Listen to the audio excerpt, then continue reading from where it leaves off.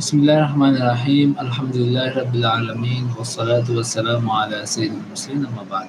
আজকে আমরা সূরা কাহাফের ১ এবং ২ রুকু পড়ার চেষ্টা করব। সূরা কাহাফের নাম সূরা কাহাফ এবং এটা একটা মাক্কি সূরা। মানে নবীজি সাল্লাল্লাহু আলাইহি ওয়াসাল্লাম মক্কায় থাকতে এই সূরাটা নাজিল হয় এবং এই সূরাটার মধ্যে আল্লাহর অনেক কুদরত বা অনেক ক্ষমতা সম্পর্কে এই সূরায় আলোচনা করা হয়েছে এবং অনেক ঘটনা এখানে বর্ণনা করা হয়েছে। এই সূরার অনেক ফজিলত হাদিসে বর্ণিত হয়েছে। যেমন নবীজি সাল্লাল্লাহু আলাইহি ওয়াসাল্লাম বেশ কিছু হাদিসে এরকম বর্ণিত হয়েছে যে এই সূরার প্রথম ১০ আয়াত যে মুখস্থ করবে বা তেলাওয়াত করবে সে হলো দাজ্জালের ফিতনা থেকে নিরাপদ থাকবে। এবং জুমার দিন এই সূরাটা তেলাওয়াত করার বিশেষ ফজিলত আছে। জুমার দিন অথবা রাতে এই সূরা যদি কেউ তেলাওয়াত করে, অনেক হাদিসে এরকম আছে যে এই সূরা পরবর্তী জুমা পর্যন্ত এটা যে তেলাওয়াত করবে তার জন্য নূর হবে। আর অনেক হাদিসে এরকম আছে যে এই সূরা যে তেলাওয়াত করবে এই তেলাওয়াতকারীর থেকে বাইতুল্লাহ পর্যন্ত এটা নূরে পূর্ণ হয়ে যাবে। এরকম ফজিলত এই সূরার সম্পর্কে বর্ণিত আছে। এবং এই সূরার মধ্যে যে আলোচনার বিষয় হলো যে মানে কি বিষয়ে এই সূরা আলোচনা করা হয়েছে। এক নম্বর আলোচনা হলো যে এই সূরার মধ্যে আপনার কিতাবুল্লাহ বা কোরআনের সিফত, কোরআন এটা বর্ণিত আছে, অনেকগুলো সিফত এখানে বর্ণিত আছে এবং এখানে আল্লাহর কুদরতের কথা আছে।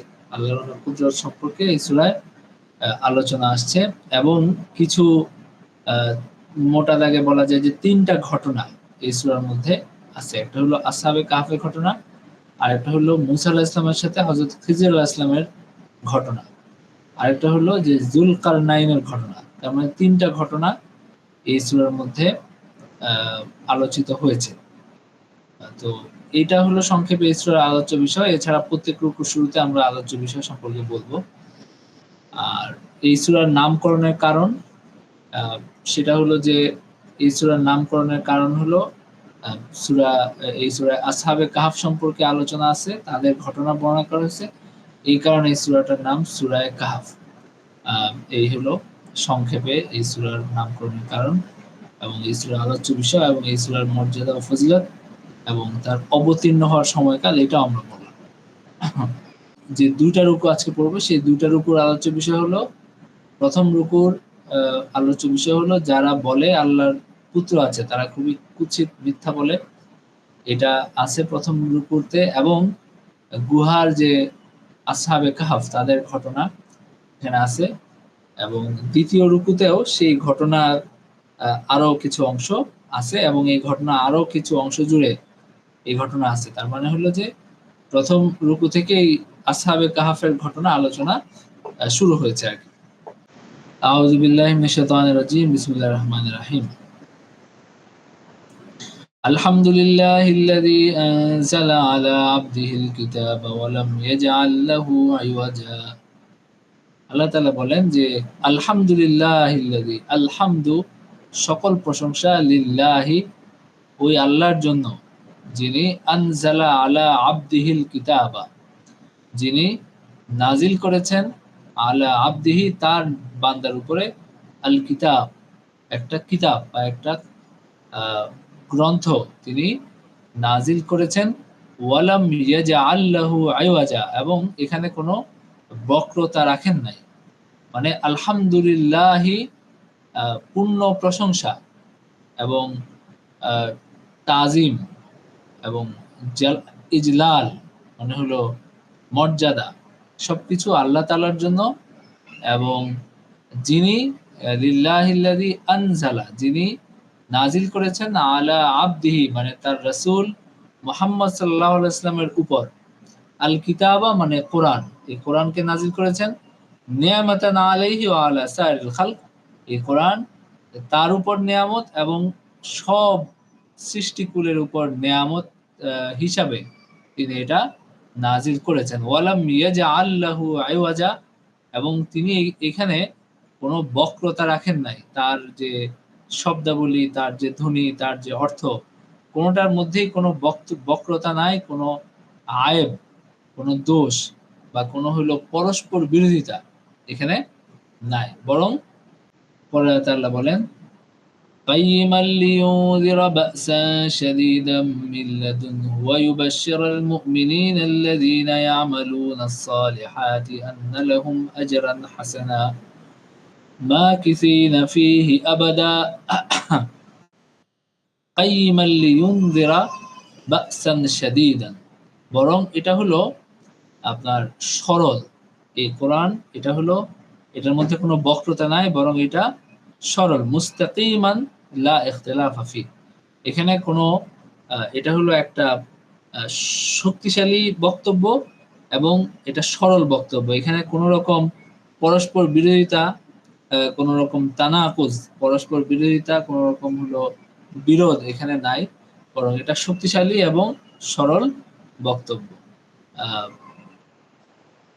এবং আল্লাহ এখানে বলতে চাচ্ছেন যে এখানে এই কোরআনের মধ্যে কোনো বক্রতা, কোনো রকম দোষ ত্রুটি এবং কোনো রকম পরস্পর বিরোধিতা এখানে নাই, এবং এটা মানে ভারসাম্যপূর্ণ এবং সরল। এবং এখানে সত্য থেকে মানে কোনো অপতথ্য বা কোনো হলো কি যেন বলে বাতিল কথাও এখানে নেই। এবং আল্লাহ এখানে বলছেন যে এই কোরআনের উদ্দেশ্য কি, এটা যে একটা শক্তিশালী বক্তব্য, সরল বক্তব্য, এইখানে আল্লাহ কি বার্তাটা মানুষকে দিতে চান সেটা হলো লিয়ুনদিরা বাসান শাদীদান। তিনি মানে হলো বান্দাকে তিনি সতর্ক করতে চান বাসান শাদীদান, কঠিন আযাব সম্পর্কে। লিয়ুনদিরা বাসান শাদীদান, তিনি তার পক্ষ থেকে, মিল্লাদুনহু, তার পক্ষ থেকে এই কোরআনের মাধ্যমে তিনি কাফেরদেরকে কঠিন আযাব সম্পর্কে তিনি সতর্ক করতে চান। ওয়ায়ুবাশশিরুল মুমিনিনা আল্লাযীনা ইয়ামালুনাস সালিহাত, এবং তিনি মুমিনদেরকে যারা সৎ কাজ করে তিনি তাদেরকে তিনি হলো সুসংবাদ দিতে চান। আল্লাযীনা ইয়ামালুনাস সালিহাত, যারা সৎ কাজ করে, আন্না লাহুম, এই সুসংবাদ দিতে চান যে তাদের জন্য আজরান হাসানা, সুন্দর প্রতিদান আছে। তাদের জন্য সুন্দর প্রতিদান মানে হলো জান্নাত, জান্নাত তাদের জন্য আছে। এবং এখানে যে নেয়ামত আছে, এই নেয়ামত গুলো তাদের জন্য বরাদ্দ আছে বা তাদের জন্য প্রস্তুত আছে, যেটা তাদের আনুগত্য এবং তাদের যে ঈমান, এটার বদলায় তারা পাবে।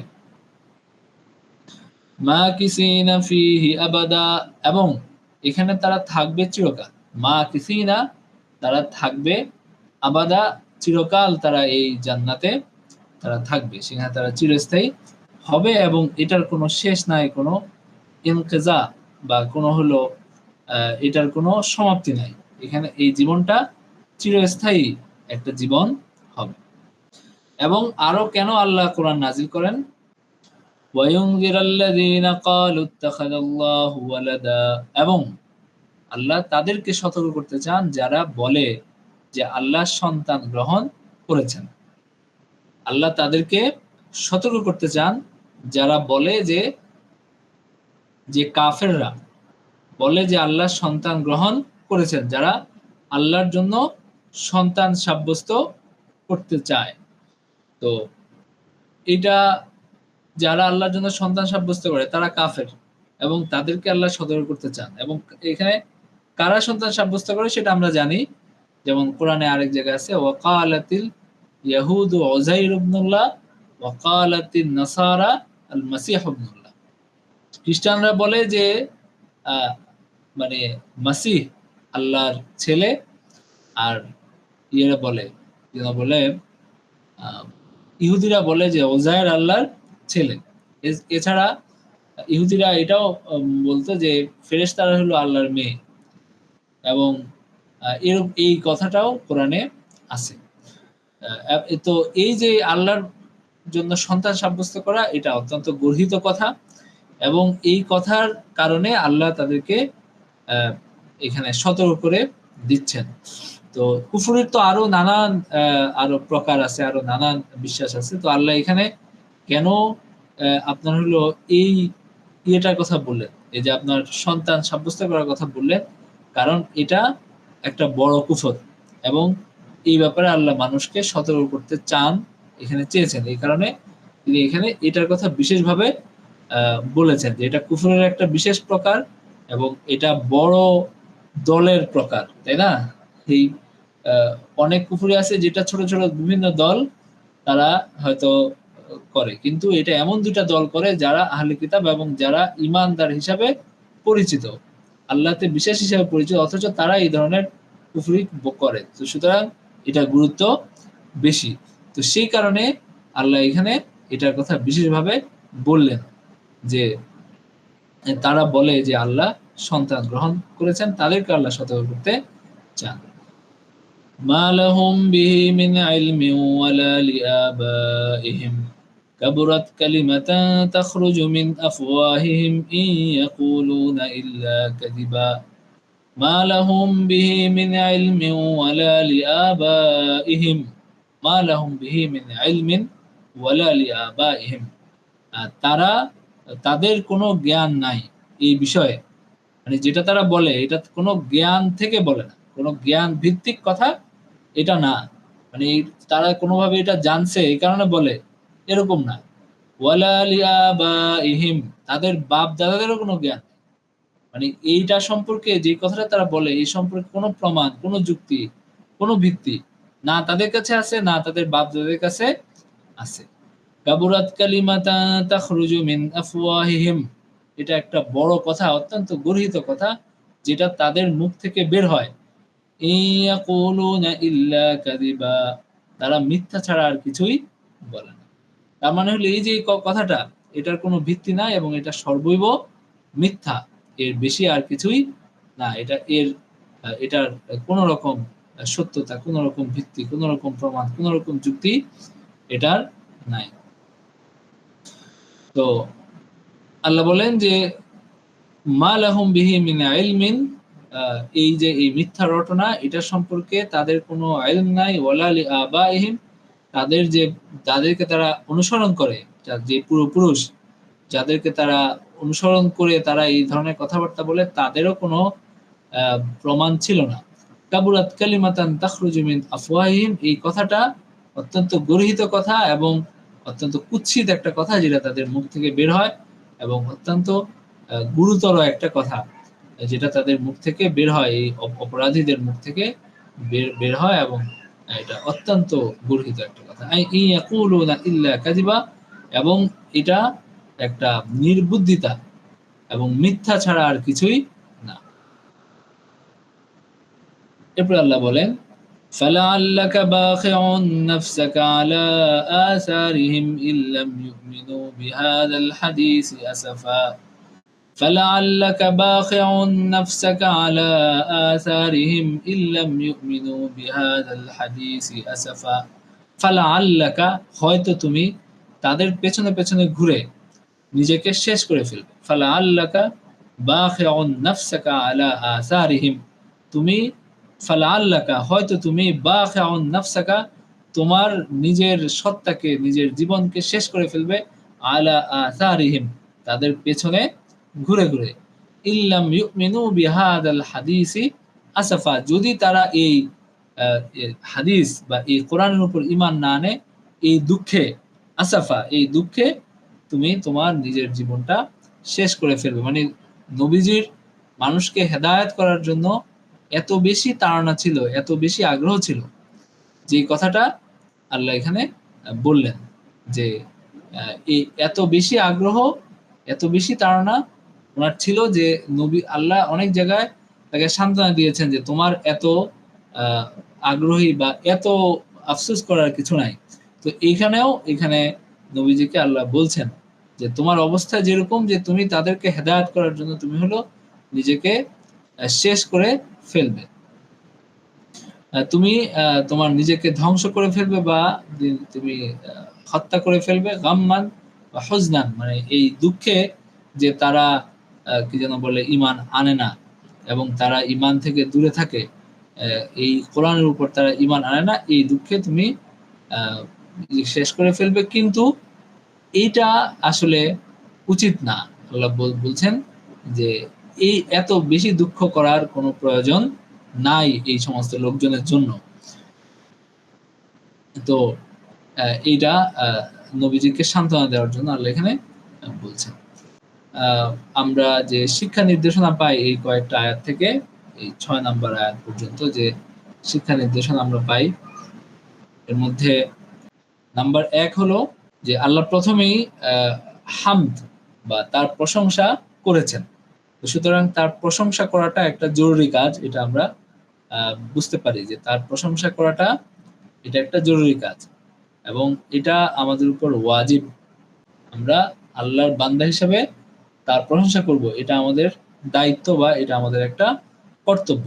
আমাদের উপর তার যে নেয়ামত আছে, আমাদের জন্ম থেকে মৃত্যু পর্যন্ত এবং আমাদের যে অস্তিত্ব, এই পুরো অস্তিত্বের মানে কি যেন বলে আগা পাশতলা যে আল্লাহর নেয়ামত দিয়ে ঘেরা, এটার জন্য আল্লাহর প্রশংসা করাটা, তার শুকরিয়া আদায় করাটা, এটা আমাদের একটা কর্তব্যের মধ্যে পড়ে এবং এটা আমাদের উপর ওয়াজিব।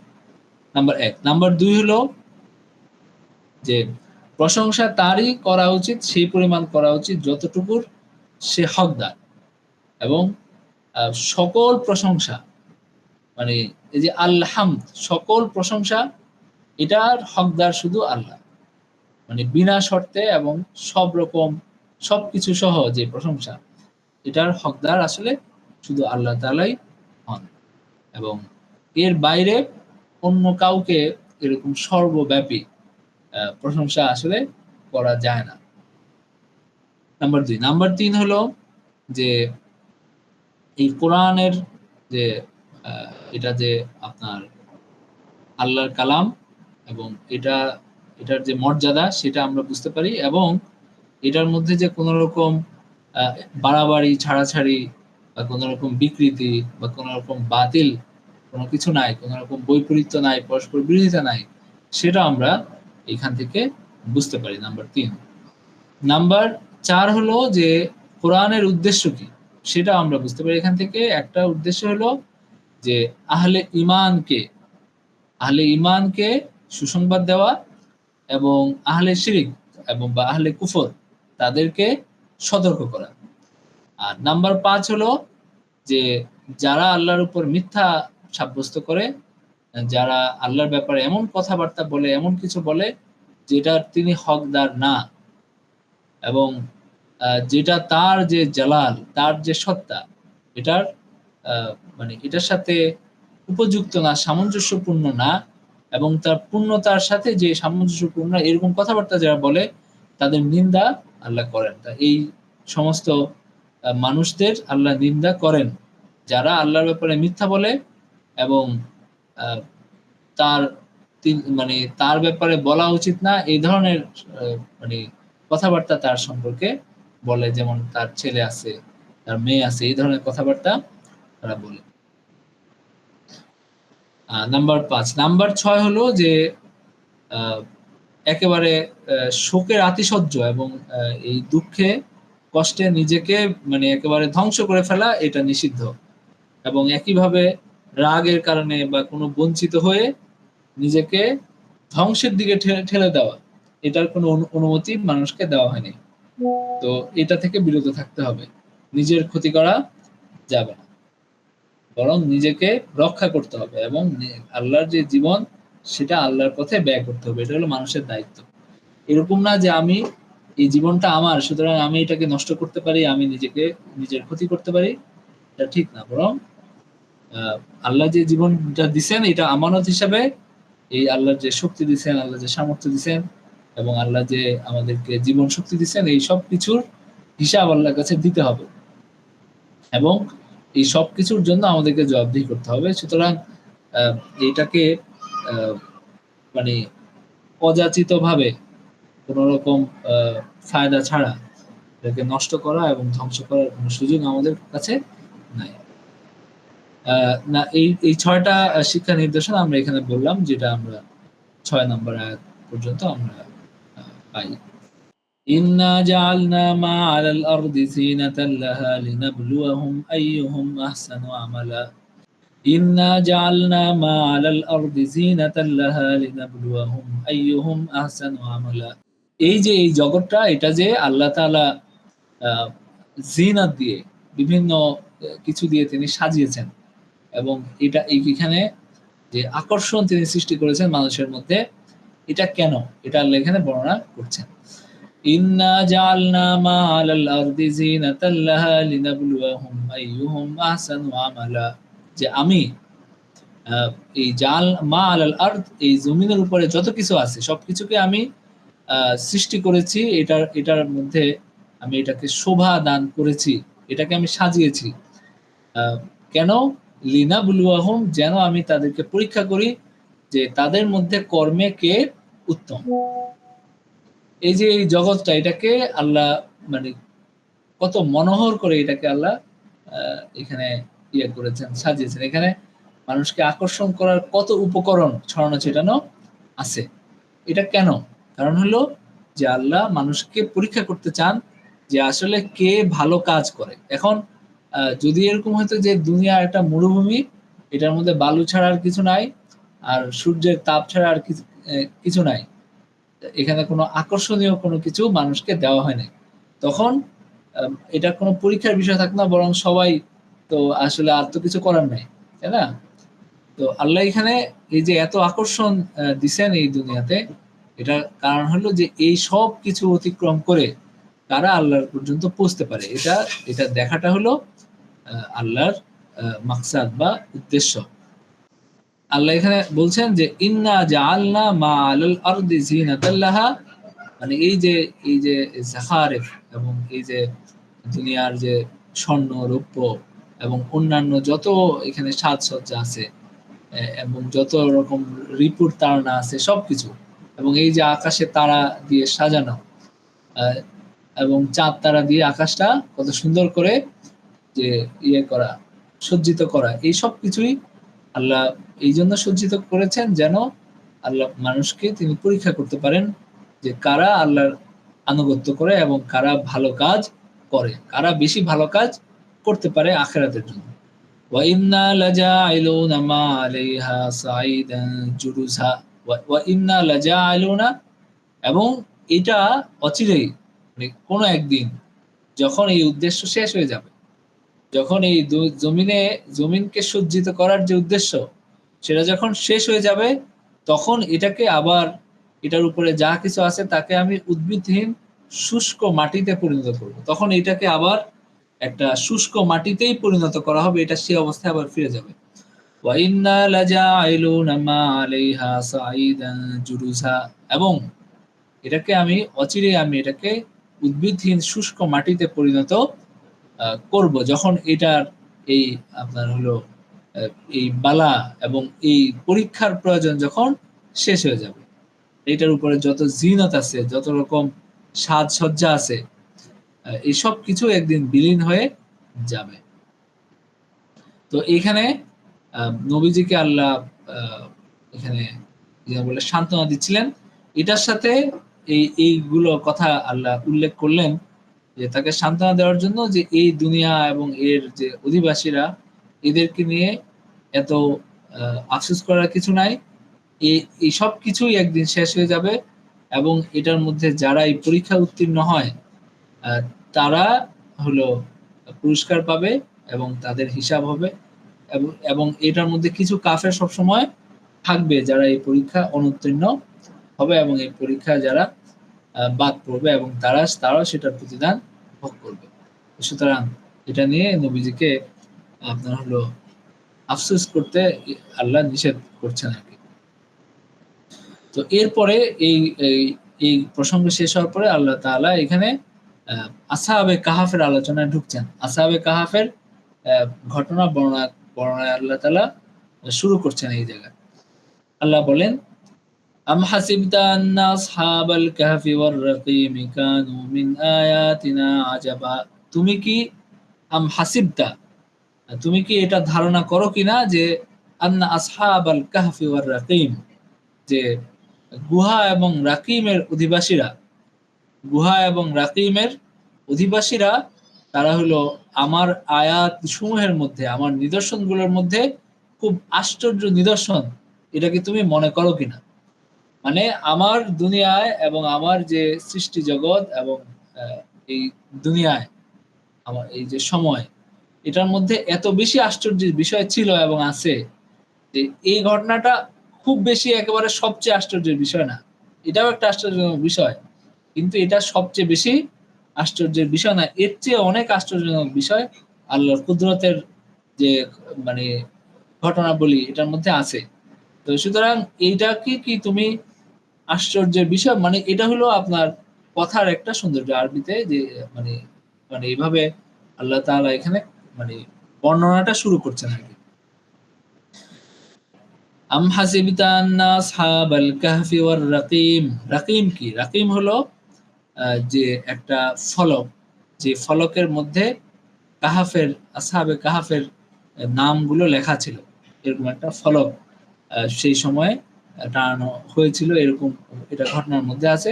তো তাদেরকে আসহাবে কাহাফ বলা হচ্ছে এবং আসহাবে রাকিমও বলা হচ্ছে। তো আল্লাহ তাআলা বলছেন তুমি যেন ধারণা না করো হে মুহাম্মদ যে এই আসহাবে কাহাফের ঘটনা এটার যে আপনার হলো এটার বিস্ময়করতার দিক থেকে এটা আল্লাহর নিদর্শনের মধ্যে সবচেয়ে আশ্চর্য নিদর্শন, এটা যেন তুমি মনে না করো। আচ্ছা, এটা হলো আল্লাহর একটা আশ্চর্যজনক নিদর্শন, তবে এর চেয়ে অনেক বেশি আশ্চর্যের নিদর্শন আল্লাহর সৃষ্টির মধ্যে, আল্লাহর যে কুদরতের ইয়ার মধ্যে এটা এর চেয়ে অনেক বেশি আশ্চর্যের ঘটনা আছে। এটা আল্লাহ তাআলা বলছেন আরকি। إذ أوى الفتية إلى الكهف فقالوا ربنا آتنا من لدنك رحمة وهيئ لنا من أمرنا رشدا إذ أوى الفتية إلى الكهف যখন যুবকরা গুহায় আশ্রয় নিল, যখন যুবকরা এই যে আসহাবে কাহাফের যে ৭-৮ জন যে যুবক, এই যুবকরা তারা একটা গুহার মধ্যে আশ্রয় নিল এবং তারা বলল ফাকালু রব্বানা আতিনা মিন লাদুনকা রাহমা, হে আল্লাহ আমাদেরকে, হে আমাদের রব আমাদেরকে আপনার পক্ষ থেকে রহমত দান করেন এবং আমাদের জন্য আমাদের কর্মকাণ্ড সঠিক করে দেন, মানে আমাদেরকে সঠিক রাস্তা দেখান, আমাদেরকে হেদায়েত দান করেন, আমাদেরকে সঠিক রাস্তা দেখান। এটা ওই যুবকরা একসাথ হয়ে এই গুহার মধ্যে আশ্রয় নিয়ে আল্লাহর কাছে তারা দোয়া করলেন। যখন এই যে এই যুবকরা তারা পাহাড়ের যে গুহা এটার মধ্যে আশ্রয় নিলেন এবং সেখানে তারা নিজেদের একটা লুকিয়ে থাকার বা আশ্রয় নেওয়ার জায়গা তারা বানালেন এবং তারা বললেন রব্বানা আতিনা মিন লাদুনকা রাহমা, আপনার পক্ষ থেকে আমাদেরকে আপনি রহমত, মাগফিরাত এবং রিজিক আপনি দান করেন এবং ওয়াহাইয়্যি লানা মিন আমরিনা রাশাদা, এবং আমাদের জন্য আপনি প্রস্তুত করেন, আমাদের জন্য আপনি যে সবকিছুর মধ্য থেকে আপনি আমাদের জন্য যে কল্যাণ সেটা আপনি প্রস্তুত করেন এবং আমাদেরকে কি যেন বলে সঠিক পথ দেখান, আমাদের আমাদের কর্মকাণ্ড সঠিক করেন এবং আমাদেরকে সঠিক রাস্তা দেখান। পরে আল্লাহ বলছেন ফাদারাবনা আলা আযানিহিম ফিল কাহফি সিনিনা আদাদা, এই যে তারা এই দোয়া করলেন এবং তারা এই দোয়া করে ঘুমিয়ে গেলেন, তখন আমি কি করলাম, আমি গুহায় তাদের কান বন্ধ করে দিলাম অনেক বছরের জন্য। ফাদারাবনা আলা আযানিহিম ফিল কাহফি সিনিনা আদাদা, এখানে দুনিয়ায় এই যে তারা যে যে অঞ্চলে ছিল সবাই কাফের, সেখানে তারা কিছু মানুষ ঈমান গ্রহণ করছে এবং তারা আল্লাহর কাছে এসে আশ্রয় চাইছে। তো এখন এই পুরাটা অঞ্চলে তারা এই কয়জন মানুষ তারা আসলে কি করার সামর্থ্য তাদের আছে? তো আল্লাহ তাআলা কি করলেন, তাদেরকে তাদের কান বন্ধ করে তাদেরকে একটা দীর্ঘকালীন নিদ্রায় তিনি তাদেরকে প্রেরণ করলেন এবং তাদেরকে ঘুম পাড়িয়ে দিলেন আরকি। ফাদারাবনা আলা আযানিহিম ফিল কাহফি সিনিনা আদাদা, আমি তাদের এই দোয়াটা যখন তারা করে তারা ঘুমালো, আমি তাদের উপরে আমি হলো এই দীর্ঘ কালের জন্য আমি তাদেরকে ঘুম পাড়িয়ে দিলাম। এরপরে অনেক কাল পরে আল্লাহ আবার তাদেরকে জাগ্রত করলেন।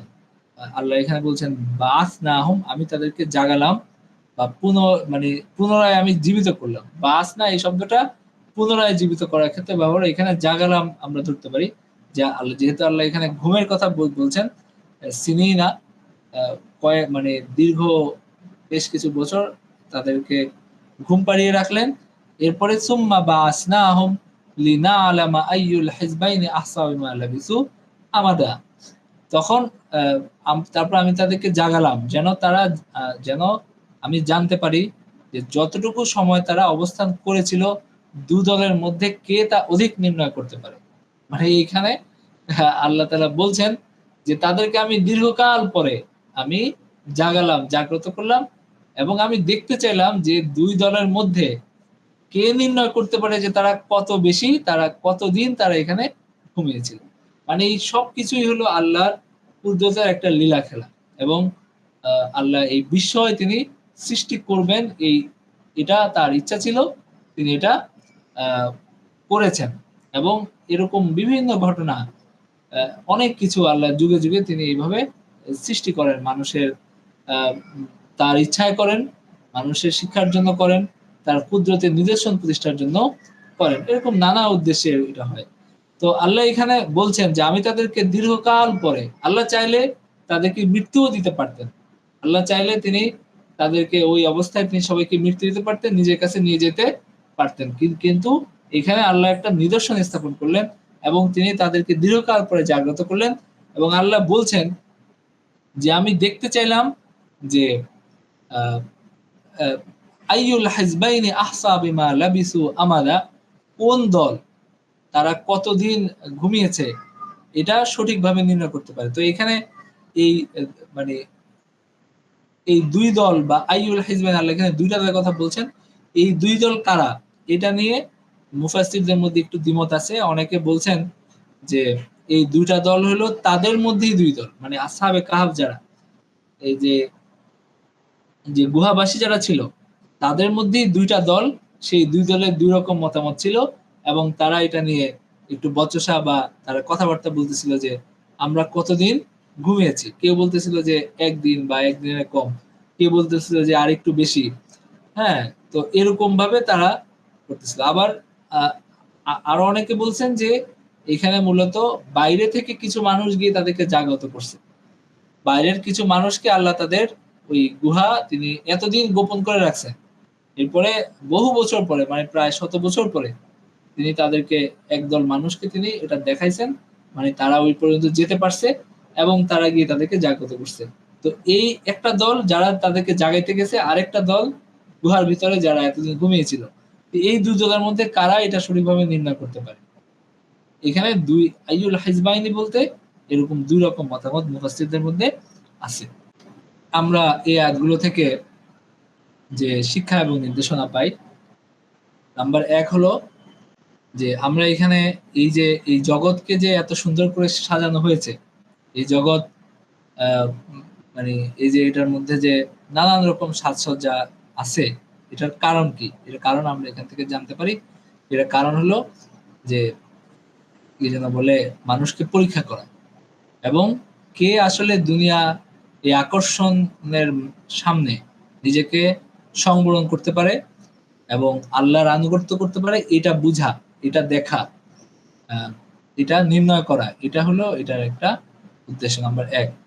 নাম্বার ২ হলো যে এই দুনিয়া ধ্বংস হয়ে যাবে এবং এই দুনিয়ার যত সাজসজ্জা যত কিছু আছে, এই যে এত সুন্দর জগৎ যেটা দেখে মানে কবিরা এত কবিতা রচনা করে এবং এত কিছু এটার মধ্যে বলে ঘুরপাক খায়, সবকিছু মিলে এটা একটা ধ্বংসশীল জিনিস এবং এটা ধ্বংস হয়ে যাবে এবং এটার কোনো অস্তিত্ব থাকবে না। যখন এটা উদ্দেশ্য পূরণ হয়ে হবে, উদ্দেশ্য আর কোনো প্রয়োজন থাকবে না, তখন এটা পুরোপুরি ধ্বংস হয়ে যাবে এবং এটা একটা শুষ্ক মাটির বাইরে আর কিছুই থাকবে না। তো এটা হলো নাম্বার ২। নাম্বার ৩ হলো যে এখানে নবীজির নবুয়তের একটা প্রমাণ বা এখানে আছে যে নবীজিকে কাফেররা প্রশ্ন করেছিল যে আসহাবে কাহাফ সম্পর্কে আমাদেরকে বলেন। এবং এই কাফেরদেরকে এই বুদ্ধি, মানে মক্কার মুশরিকদেরকে এই বুদ্ধি দিয়েছিল ইহুদি সম্প্রদায়। ইহুদি সম্প্রদায় তখন তাদেরকে তারা মনে করতো যে তারা আসহাবে, মানে তারা, তাদের কাছে আসমানি কিতাব আছে, তারা অনেক কিছু জানে। তো তাদেরকে এরকম মক্কার মুশরিক গিয়ে জিজ্ঞেস করছে যে আমরা, উনি নবী কিনা আমরা কিভাবে বুঝবো? তখন তারা কয়েকটা উপায় বলছে। একটা বলছে তাদের, আপনি আপনারা তাকে আসহাবে কাহাফ সম্পর্কে জিজ্ঞেস করেন যে আসহাবে কাহাফের ঘটনা কি। তো এটা তারা জিজ্ঞেস করছিল এবং আল্লাহ এই ঘটনা এখানে বর্ণনা করছেন। তো এইটা নবীজির পক্ষে এটা জানা কোনো সম্ভবপর বিষয় না যে তিনি এটা জানবেন আসহাবে কাহাফের ব্যাপারে। তো এখানে আল্লাহই এটা বর্ণনা করছেন। এটা নবীজির নবুয়তের একটা প্রমাণ। নাম্বার 3। নাম্বার 4 হলো এখানে তাওহীদ, তাওহীদের বা একত্ববাদ, আল্লাহকে এক হিসাবে মানা এবং স্বীকার করা, এটার যে গুরুত্ব, এটা এখান থেকে বোঝা যায় যে ওই যে আপনার এই দলটা আসহাবে কাহফ যাদেরকে আল্লাহ সম্মানিত করছেন, এই দলটা এই ঈমানকে রক্ষা করার জন্য তারা গুহায় এসে আশ্রয় নিছে এবং আল্লাহর কাছে এই, মানে শিরিক থেকে নিজেদেরকে মানে বাঁচিয়ে রাখার তাদেরকে তারা প্রার্থনা করছে। সুতরাং এটা একটা গুরুত্বপূর্ণ বিষয়। নাম্বার 5 হলো যে আল্লাহ যে তার বান্দা যারা ঈমান, সত্যিকার ভাবে ঈমান আনে এবং তার কাছে আশ্রয় চায়, তার কাছে সাহায্য চায়, তিনি তখন তাদেরকে সাহায্য করেন। এখানেও তিনি তাদেরকে সাহায্য করছেন এবং তিনি তাদেরকে একটা এই গুহার মধ্যে আশ্রয় দিয়েছেন, তাদেরকে মানে ঘুম পাড়িয়ে দিয়েছেন এবং তিনি মানে এই অবস্থাটা পরিবর্তন হওয়ার পরে, মানে এই যে তারা যে একটা বিভীষিকাময় পরিস্থিতি ছিল, সবাই, তারা ছাড়া সবাই ছিল অমুসলিম, সবাই ছিল কাফের, এই অবস্থাটা দীর্ঘকাল পরে পরিবর্তন হয়েছে। তখন তিনি আবার তাদেরকে তিনি জাগ্রত করছেন এবং তিনি হলো তাদেরকে, কারণ এই পুরাটা সময়ের মধ্যে তাদেরকে আল্লাহ ঘুম পাড়িয়ে রাখছেন যেন তারা আবার পরিবর্তিত সময়টাও দেখতে পারে। তো মানে মোট কথা হলো যে আল্লাহ তাদেরকে, আল্লাহ তাদের প্রার্থনা বা দোয়া আল্লাহ কবুল করছেন, এটাও এখান থেকে আমরা বুঝতে পারি। এরপরে আল্লাহ বলছেন, নাহনু নাকুসু আলাইকা নাবাহুম বিল হক ইন্নাহুম ফিতয়াতুন আমানু বিরাব্বিহিম ওয়া জিদনাহুম হুদা। নাহনু নাকুসু আলাইকা নাবাহুম বিল হক, আমি তোমাদের কাছে, তোমার কাছে বর্ণনা করছি, নাবাহুম বিল হক, এই সত্য ঘটনা আমি বর্ণনা করছি। ইন্নাহুম ফিতয়াতুন আমানু বিরাব্বিহিম, এই ইতিবৃত্ত, এই ঘটনার ইতিবৃত্ত আমি তোমার কাছে সঠিকভাবে বর্ণনা করছি।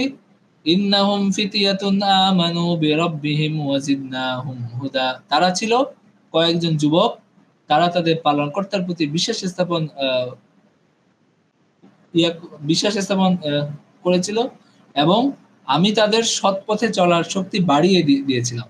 ওয়া জিদনাহুম হুদা, আমি তাদের সৎ পথে চলার শক্তি আমি বৃদ্ধি করে দিয়েছিলাম এবং তাদেরকে মানে আল্লাহ তাদেরকে তৌফিক দিয়েছেন যে তারা যেন শক্তিশালী ঈমানদার তারা হতে পারে। নাহনু নাকুসু আলাইকা ইয়া মুহাম্মদ, আমি হে মুহাম্মদ, আমি তাদের খবর আমি আপনার কাছে বর্ণনা করছি। এই বিস্ময়কর যে সংবাদ, এই বিস্ময়কর যে ঘটনা, এটা আমি বর্ণনা করছি সঠিকভাবে, যথাযথভাবে, কোনো বেশি কম না করে। ইন্নাহুম ফিতয়াতুন আমানু বিরাব্বিহিম ওয়া জিদনাহুম হুদা, এবং আল্লাহ বলছেন যে তারা হলো এমন একটা দল ছিল, একটা যুবকের দল, এবং তারা আল্লাহর উপর ঈমান এনেছিল এবং তারা দ্বীনের উপরে তারা কায়েম ছিল এবং আমি তাদেরকে আরো তাদের শক্তি আরো আমি বাড়িয়ে দিয়েছিলাম। এরপর আল্লাহ বলেন, ওয়ারাবাতনা আলা কুলুবিহিম ইয কামু ফাকালু রাব্বুনা রাব্বুস সামাওয়াতি ওয়াল আরদি লান নাদউ মিন দুনিহি ইলাহান লাকাদ কুলনা ইযান শাতাতা। ওয়ারাবাতনা আলা কুলুবিহিম ইয কামু ফাকালু, ওয়ারাবাতনা আলা কুলুবিহিম, আমি তাদের মনকে দৃঢ় করে দিয়েছিলাম, আমি তাদের মনকে দৃঢ় করেছিলাম যখন তারা উঠে দাঁড়িয়েছিল। ইয কামু, যখন তারা উঠে দাঁড়িয়েছিল, ফাকালু, তারা বলল, রব্বুনা রব্বুস সামাওয়াতি ওয়াল আরদ, হে আমাদের রব হলেন রব্বুস সামাওয়াতি ওয়াল আরদ, আসমান এবং জমিনের রব, তিনি হলেন আমাদের রব। তো এটা হলো মূলত তারা একটা বাচ্চার সামনে, যে অত্যাচারী বাচ্চার সামনে তারা মুখোমুখি হয়েছিল এটা নিয়ে, তখন আল্লাহ তাদের মনে সাহস দিলেন এবং তারা এভাবে নিজেদের ঈমান প্রকাশ করে আর কি। এই ঘটনাটা আল্লাহ এখানে বর্ণনা করছেন। ওয়ারাবাতনা আলা কুলুবিহিম, আমি মানে হলো তাদের যে সাহস এবং তাদের যে হিম্মত, এটা আমি বৃদ্ধি করে দিয়েছিলাম এবং তাদেরকে আমি ধৈর্য দান করেছিলাম, যে তাদের অন্তরে যেন ঈমানটা পোক্ত হয় এবং তারা যেন হকের উপরে অটল থাকে। ইয কামু, যখন তারা একজন কাফের বাচ্চার সামনে, একজন জালেম বাচ্চার সামনে যখন তারা দাঁড়ালো, তখন তারা কোন রকম দ্বিধা ছাড়া, কোন রকম ভয় পাওয়া ছাড়া তারা বলল ফাকালু রাব্বুনা, মানে আমাদের রব হলেন তিনি, যিনি এই পুরা আসমান এবং জমিনের রব, যিনি সবকিছু সৃষ্টিকর্তা। এবং আমরা এই অন্য কোনো এই যে আপনার মূর্তি পূজা এগুলার কোনো আমরা পূজা করি না, তাদের কাছে তাদেরকে ডাকিও না, তাদের কাছে আমরা হলো কোনো সাহায্য চাই না, কারণ আমাদের রব যিনি পুরো আসমান এবং জমিনের রব। এই ধরনের ছোটখাটো এই মাটির পুতুল এগুলারে আমরা কোনো পাত্তা দেই না।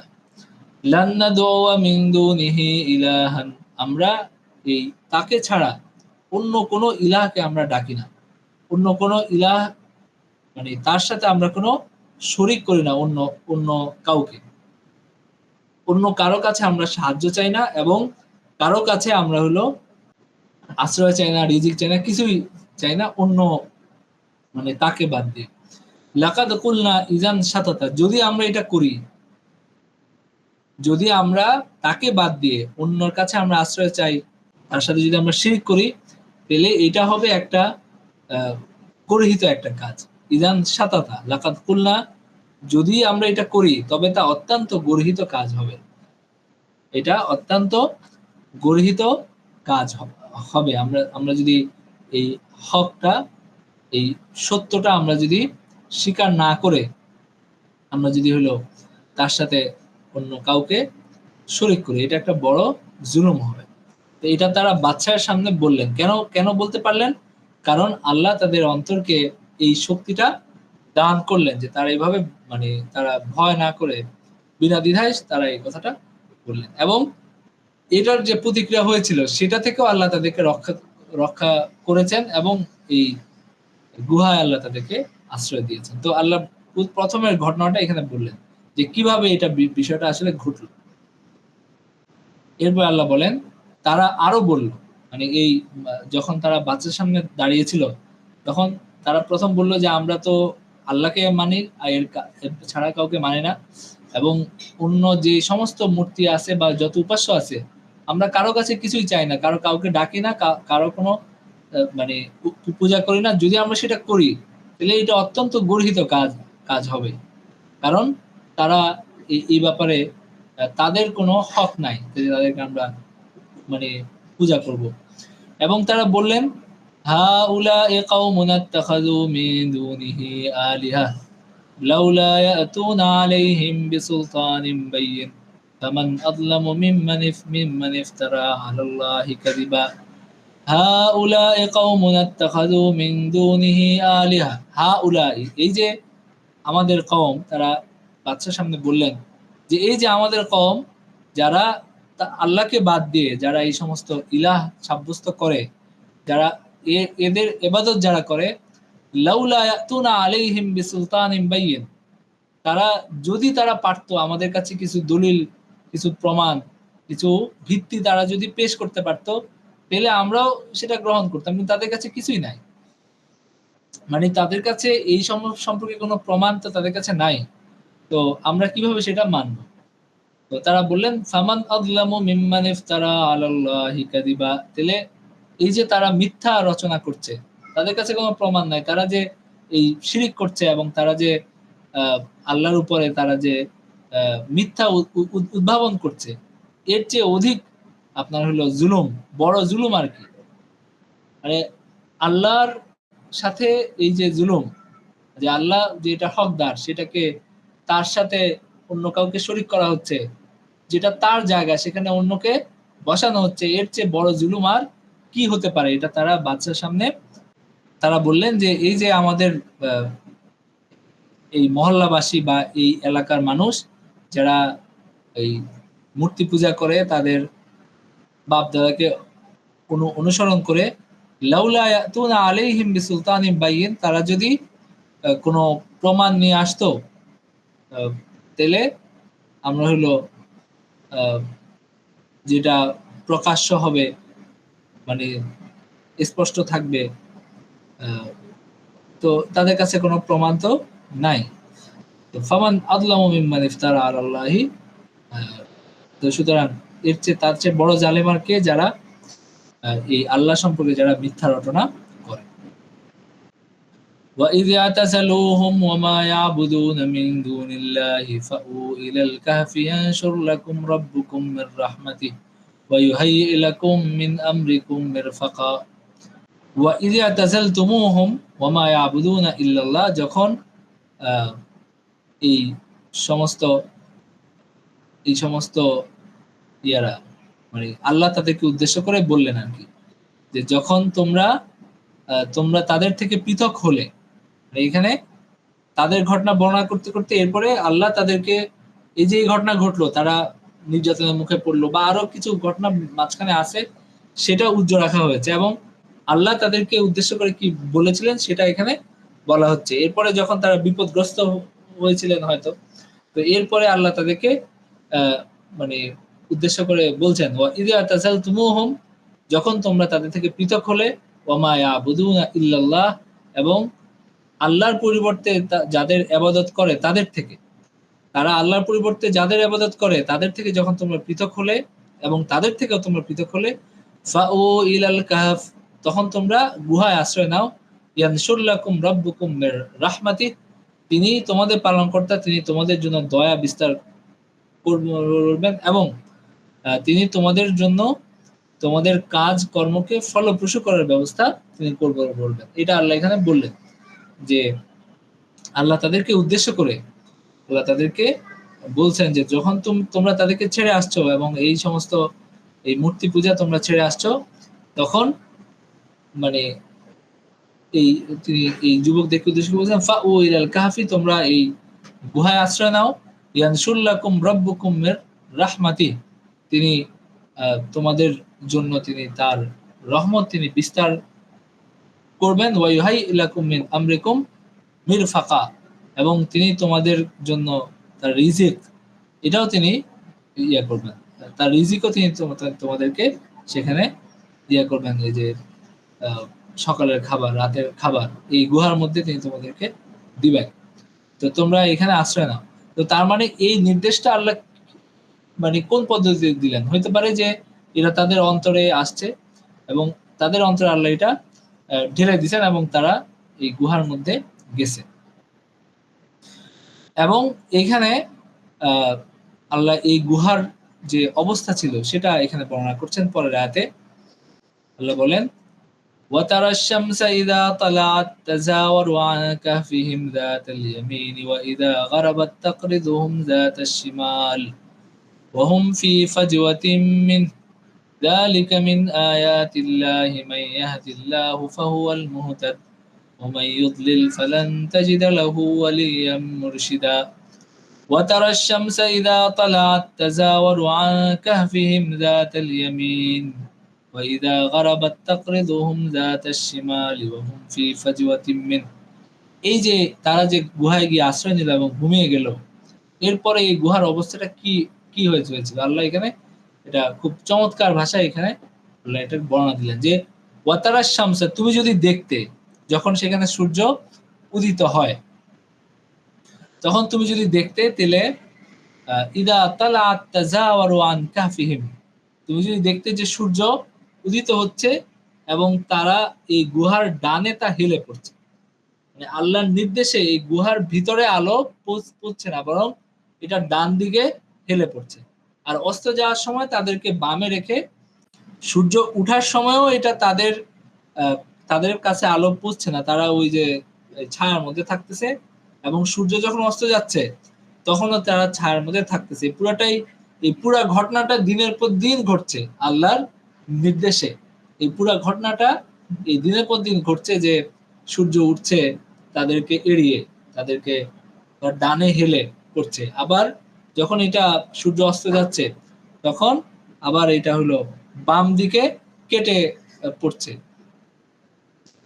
ওয়াহুম ফি ফাজওয়াতিন মিন, এবং তারা এই মাঝখানে একটা যে আঙিনা বা একটা জায়গা, এটা একটা স্পেস, ফাজওয়াতিন মিন, এই জায়গার মধ্যে তারা ছিল, যেন এই সূর্যের আগুনে মানে নিয়মিত যদি তাদের উপরে এসে এই সূর্যের আলো পড়ে, তাহলে এই যে দিনের পর দিন বছর পর বছর, তখন এটা তাদের জন্য ক্ষতিকর হবে এবং তারা মানুষের দৃষ্টির ইয়াতেও পড়তে পারে।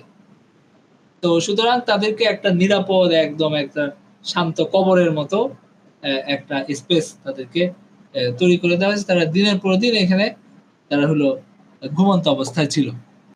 ওয়াতারা শামসা ইযা তালাআত তাজাওয়ারু আন কাফিহিম যাতাল ইয়ামিনি ওয়া ইযা গারাবাত তাকরিদুহুম যাতাশ শিমাল। এই যে আমি যেটা বললাম যে বামে হেলে পড়ছে। ওয়াহুম ফি ফাজওয়াতিন মিন, তারা এটার মাঝখানে একটা গুহার মধ্যে একটা স্পেসে তারা ছিল।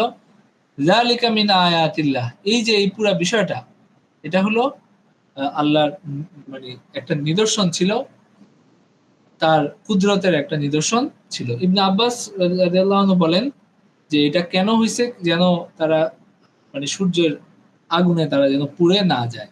এবং এরপরে আসছে যে তারা মাঝে মাঝে পাশ ফিরতো, মানে এই ঘুমের মধ্যে তারা এক পাশ ফিরে শুইতো, আরেক পাশ, এরকম না যে তারা পুরা একেবারে মরার মতো ছিল, তারা নড়াচড়া করতো, তারা এক পাশ ফিরে শুইতো। এবং এরকমও আছে যে এটাও সামনে আপনারা পাবেন যে আল্লাহ বলছেন যে তাদেরকে দেখে মনে হয়েছে যে তারা জীবিত মানুষ বা তারা হলো জাগ্রত মানুষ। এই কারণে কেউ হঠাৎ কেউ যদি কাছে ধারে চলে আসতো কোনো আগন্তুক বা বাইরের, তখন তারা আর কাছে ধারে ঘেসতো না। এবং একটা কুকুর ছিল তাদের সামনে বসা, সেই কুকুরটাকে দেখেও মানুষ বুঝতো যে এই কাছে ধারে গেলে বিপদ হওয়ার সম্ভাবনা আছে। তো এরকম একটা অবস্থার মধ্যে আল্লাহ দিনের পর দিন বছর পর বছর তাদেরকে রাখছেন। যালিকা মিন আয়াতিল্লাহ, এটা হলো আমার নিদর্শন। এবং মাইয়াহদিল্লাহু ফাহুয়াল মুহতাদ, যে মাইয়াহদিল্লাহ, আল্লাহ যাকে হেদায়েত দেন সে হলো হেদায়েত পায়, যাকে আল্লাহ ঈমান আনার তৌফিক দেন সে ঈমান আনার তৌফিক লাভ করে, ঈমান পায়। এবং ওয়ামাই ইউদলিল ফালান তাজিদা লাহু, আর যাকে আল্লাহ বিভ্রান্ত করেন, ফালান তাজিদা লাহু ওয়ালিয়া মুরশিদা, আপনি তার কোনো ওয়ালি, কোনো অভিভাবক পাবেন না যে তাকে পথ দেখাতে পারে। আল্লাহ যাকে বিভ্রান্ত করেন তাকে কোনো পথ দেখানোর আর কেউ থাকে না, এই পথ দেখানোর ক্ষমতা আর কারো নাই। তো আল্লাহ হেদায়েতের মালিক আল্লাহ, এটা আল্লাহ এখানে স্পষ্ট করে বললেন। আচ্ছা, এই আয়াতগুলো থেকে আমরা যে শিক্ষা নির্দেশনা পাই, নাম্বার ১ হলো যে নবীজির নবুয়তের একটা প্রমাণ এখানে আছে, যেহেতু তিনি এই আসহাবে কাহাফের যে ঘটনা তিনি এটা বর্ণনা করছেন এবং এত বছর আগের ঘটনা তিনি এখানে অবিকৃতভাবে এত আস্থার সাথে তিনি বর্ণনা করছেন, হয়তো না বরং সবকিছু সুনিশ্চিত হবে যে এটাই ঘটছে। তো এইভাবে আসলে তার পক্ষে তো বর্ণনা করা সম্ভব না, এটা আল্লাহর পক্ষ থেকে বর্ণিত হচ্ছে, নাম্বার ১। নাম্বার ২ হলো যে ঈমানের মধ্যে যে কম বেশি আছে এটা এখান থেকে বুঝা যায়। আল্লাহ বলছেন যে আমি তাদের অন্তরে ঈমানকে দৃঢ় করলাম। তার মানে ঈমানের মধ্যে দৃঢ় ঈমান আছে, কিছু দুর্বল ঈমানও হয়। তো এটা এখান থেকে বুঝা যায়। তো সুতরাং আমাদের সবসময় চেষ্টা করা উচিত কি, যেন আমাদের অন্তরে ঈমানটা দৃঢ় থাকে। যত বেশি ঈমান দৃঢ় হবে তত বেশি আমাদের কাজকর্ম ভালো হবে, তত বেশি আমরা গুনাহ থেকে নিজেদেরকে দূরে রাখতে পারবো। নাম্বার ২। নাম্বার ৩ হলো যে কেউ যদি সাহস করে সত্য কথা বলে, কেউ যদি একজন জালিম বাদশার সামনে, একজন জালিমের সামনে বা যেখানে তার প্রয়োজন, যেখানে সত্যকে প্রতিষ্ঠা করা প্রয়োজন, সত্যকে ঘোষণা করা প্রয়োজন, সেখানে কেউ যদি সাহস করে সত্য কথা বলে, এটা একটা ফজিলতপূর্ণ কাজ। যেমন এই যুবকরা বাদশার সামনে সাহস করে সত্য কথা বলছে, যেই কারণে তারা একটা বিপদের মুখে পড়ছে। আল্লাহ এখানে তাদের প্রশংসা করে এই ঘটনাটা বর্ণনা করছে। সুতরাং কেউ যদি সাহস করে সত্য কথা বলে বা সাহস করে সত্য প্রকাশ করে, এটা একটা প্রশংসনীয় কাজ। নাম্বার ৩। নাম্বার ৪ হলো যে তাওহীদ, এটার যে গুরুত্ব, এটা আমরা এখান থেকে বুঝতে পারি এবং এটার এটার মানে তাওহীদের বাণী আমরা এখান থেকে পাই, যে যেটা আসহাবে কাহাফ তারা এখানে ঘোষণা করছে বাদশার সামনে। তা আমরা বুঝতে পারি এটা সঠিক ঈমান এবং এটা সঠিক বিশ্বাস, যেটা আল্লাহ তাদের মাধ্যমে তিনি বর্ণনা করছেন, এবং আল্লাহ আবার এটা কোরআনে বর্ণনা করছেন আমাদেরকে মানে শিক্ষা দেওয়ার জন্য। তো আমরাও বুঝতে পারি যে আসলে তাওহীদ কি, কিভাবে এক আল্লাহকে আপনার হলো নিজেদের শিরোধার্য এবং নিজেদের সব কল্যাণ এবং ভালোর মালিক এবং সব আশ্রয়স্থল হিসাবে গ্রহণ করা উচিত, যেভাবে তারা গ্রহণ করছে। নাম্বার 4। নাম্বার 5 হলো যে আল্লাহ ছাড়া অন্য কোনো আপনার হলো গায়রুল্লাহর কোন ইবাদত সবকিছুই বাতিল। গায়রুল্লাহর যত রকম ইবাদত আছে, যত রকম আল্লাহর সমকক্ষে পৌঁছানোর যত রকম পদ্ধতি আছে, যত রকম পন্থা আছে, সবই বাতিল, এবং এটার কোন রকম প্রমাণ, কোন রকম যুক্তি এগুলার মধ্যে নাই। যে আমরা বিভিন্ন ভাবে কি যেন বলে প্রকৃতি, ওই যে নানান ভাবে শিরকে মানুষ লিপ্ত হয়। ওই যে কিছু পাথর, তারপরে এই অষ্টধাতু, তারপরে এটা সেটা নানান কিছু তাবিজ, তারপরে নানান কিছুর মাধ্যমে মানুষ অন্য কিছুর ক্ষমতা, মানে ওই যে অলৌকিক ক্ষমতায় বিশ্বাস করে। এই সব কিছুই আসলে বাদ দিয়ে এক আল্লাহর ক্ষমতার উপরে ঈমান আনা, এটাই হলো মানুষের কর্তব্য। নাম্বার 5। নাম্বার 6 হলো যে শিরিক, এটা হলো সবচেয়ে বড় জুলুম, এবং এটা মিথ্যা, এবং এই মুশরিক সে হলো জালেম এবং মিথ্যুক এবং আল্লাহর উপরে অপবাদ আরোপকারী। তো সুতরাং এই কুফর এবং এই যে শিরিক, এটা অত্যন্ত গর্হিত অন্যায় কাজ, এবং আল্লাহ বলছেন ইন্নাল্লাহ লা ইয়াগফিরু আন ইউশরাকা বিহি ওয়া ইয়াগফিরু মা দুনা যালিকা লিমান ইয়াশা। কোরআনে আরেক আয়াত আছে যে আল্লাহ সবকিছু ক্ষমা করবেন, কিন্তু শিরকের অপরাধ আল্লাহ ক্ষমা করেন না। সুতরাং শিরক থেকে আমাদের মানে একদম যেন বলে সর্বতভাবে মুক্ত হতে হবে। কোন রকম পীর, কোন রকম ইয়ের মাধ্যমে একটু ওই যে শিরকের কোন লেজ রাখা না রেখে হলো আল্লাহ, এক আল্লাহর উপরে নিজেদের ঈমানকে স্থাপন করতে হবে, নিজেদের ভরসাকে স্থাপন করতে হবে। এটা কোরআনের বারবার এটা আসছে, এই শিরকের কথা, একত্ববাদের গুরুত্ব, মানে আল্লাহকে এক বলে সর্বান্তকরণে সর্বতভাবে স্বীকার করা, এটা যে গুরুত্ব, এটা আপনি কোরআনের ছত্রে ছত্রে এটা পাবেন। তো এত কিছু পড়ার পরেও যদি আমরা ওই গিয়ে যদি কোনো বাবার অলৌকিকত্ব, কোনো মাজারের অলৌকিকত্ব, কোনো তাবিজের অলৌকিকত্ব, কোনো পাথরের অলৌকিকত্ব আমরা যদি বিশেষ করি, তাহলে এটা আমাদের ব্যর্থতা ছাড়া আর কিছুই বলা যায় না। নাম্বার 6। নাম্বার 7 হলো যে আল্লাহর জমিনে যদি এরকম হয় যে মানে আমার এখানে নিজেকে রক্ষা করার কোনো উপায় নাই এবং নিজের বিশ্বাস সহ হেফাজত করার শক্তি আমার নাই, তখন হিজরত করতে হয়। যেমন আসহাবে কাহফ হিজরত করছে, যেমন নবীজি হিজরত করছেন। এটা যখন যদি এরকম পরিস্থিতি মানুষ পড়ে, সেই সময় হিজরত করাটা তার একটা কর্তব্যের মধ্যে পড়ে। আল্লাহর দুনিয়া প্রশস্ত, আপনি যে কোনো জায়গায় চলে যান, যেখানে গিয়ে আপনি ভালোভাবে নিজে আল্লাহর ইবাদত করতে পারবেন এবং নিজেকে নিরাপদ রাখতে পারবেন। নাম্বার 7। নাম্বার 8 হলো যে আল্লাহর কাছে আশ্রয় চাওয়া, তার মানে রক্ষা মানে প্রার্থনা করা, এবং এক আল্লাহর উপর ভরসা করা, যেটা আসহাবে কাহফ করছে, এটা অত্যন্ত ফজিলতপূর্ণ কাজ। তো আমরাও তাদের থেকে এই শিক্ষাটা গ্রহণ করতে পারি যে তারা শুধু আল্লাহর উপর তারা হলো আশ্রয় চাইছে এবং আল্লাহ তাদেরকে সাহায্য করছে। অবশ্যই তাদের ওই চাওয়ার মধ্যে ওই ঈমান ছিল, ওই বিশ্বাসটা ছিল, এবং এই বিশ্বাসটা আমরা শিক্ষা হিসাবে গ্রহণ করতে পারি। তো এই বিষয়গুলো আমরা এখান থেকে শিক্ষা নিতে হিসেবে পাই। ঠিক আছে, ওয়া আখিরু দাওয়ানা আলহামদুলিল্লাহি রাব্বিল আলামিন।